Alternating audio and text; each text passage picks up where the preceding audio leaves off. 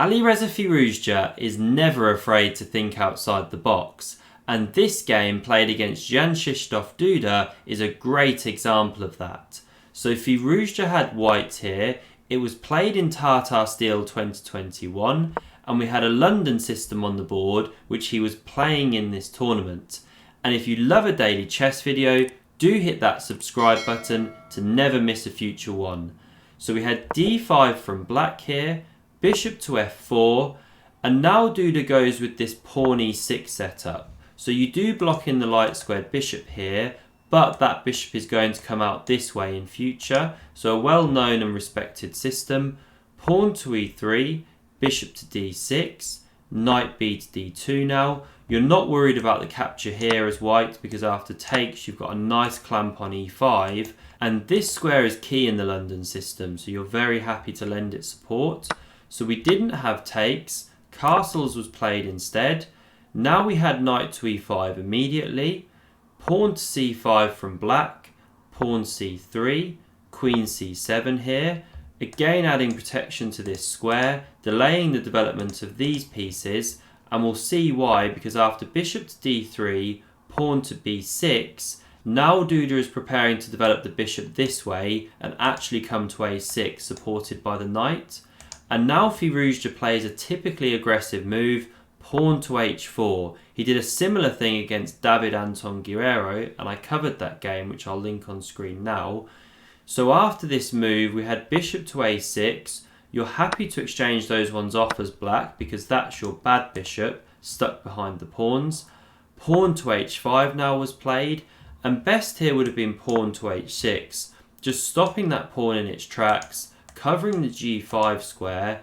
Instead we had knight to d7 here after h5, and we'll see what Duda is setting up. So after knight f3 supporting, he plays pawn to f6, kicking the piece out of that square. Now Firouzja could have taken on d7 here, but then a couple of minor pieces come off the board and he wants to keep tension, keep the position alive, so he plays knight into d3, even if it's not technically the best move because you run into c4. But Duda didn't play like that. That would have been an alternative plan, then pushing the pawns on the queen side here. Instead he takes on d4. Now this isn't the greatest move because after the knight recaptures, you've now got problems on e6. If you defend with the rook like this, well then knight b5 comes, forking these two pieces, and in combination with the bishop, you're actually losing that bishop on d6. So that's why Duda kicked on here with pawn to e5, which is the best move. But now this allows the knight to jump into e6. We had queen to c4. Firouzja picks up the exchange, and after the bishop recaptures, he drops his bishop back to g3. So black's given an exchange, but in compensation, we'll see this monster knight now, which gets established on d3 here. So the knight's got chopped off on c5. The other one jumped into the game. Rook h4 was a nice move from Firouzja, lifting that rook, hitting the queen. Black goes e4 to block that, and now queen e2 was a nice move, holding this pawn here so that after knight d3 check, king f1, you're not actually having your whole queen side collapse here. And this king f1 move is really cool, so watch where this king is now headed. So we had pawn to f5, now king to g1, rook to c8, rook to h1 now, king to f7, Duda starts some king improvements of his own, and king to h2. This really reminds me of that Guerrero game, really similar concept where he castled by hand. So cool to see.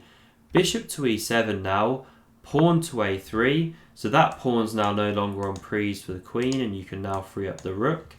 We had b5 from Duda, rook a to d1, king to e6, and now Firouzja has to find some active play. He could play some more shuffling moves, like say rook to d2 for example, but we know what he's like. He loves the initiative, he doesn't want to just sit there. So rook takes on d3, he mixes it up. Now Duda has a choice of how to recapture here. He could have taken with the pawn, and after a move like say queen to d2, white's threatening to bring the rook across, win that pawn back. It's another game, still double-edged here.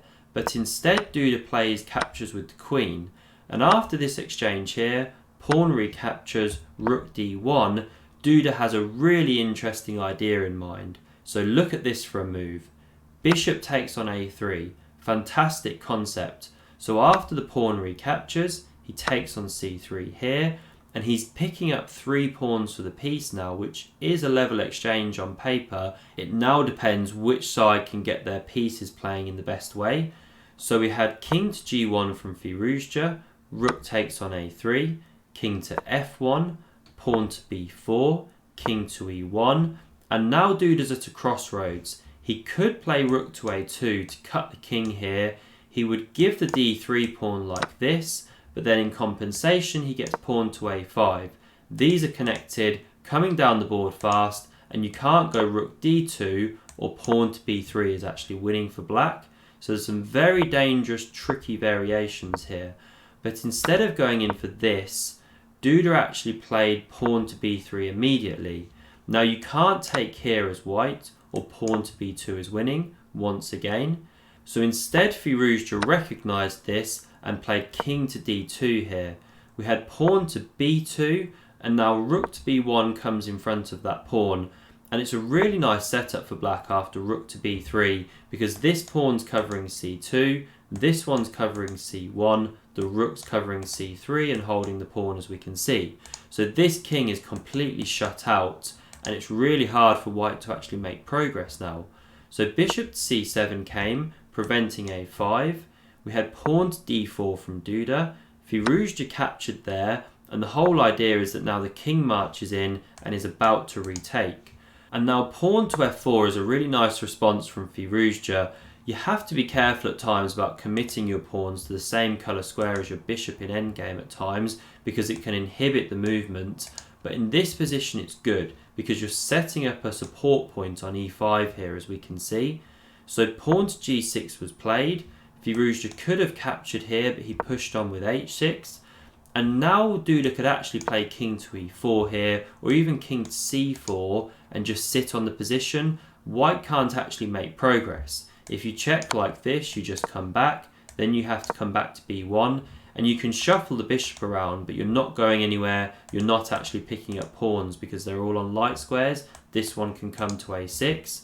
But Duda obviously wanted more. I'm sure he saw that. So he took on d4 here instead. But this allows bishop e5 check. The king came to e4, and now Firouzja picks up here, as we can see.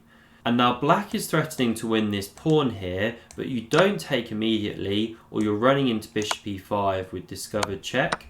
So Duda instead drops the rook back to b7, and now you can't actually defend that pawn as white. If you move the bishop, you lose your rook.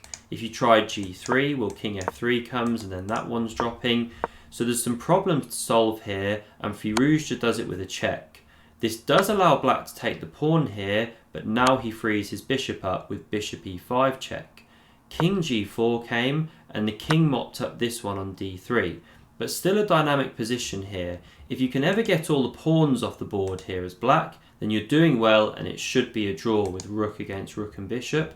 So pawn to g5 was played here, bishop d4, rook to d7, pinning that piece to the king, rook e6 from Firouzja, and now king g3 hits this pawn here, but after rook f6, Duda doesn't go in for this line. He could have gone in for this. This is a plausible way to play after pawn to g4, still very double-edged, could go either way.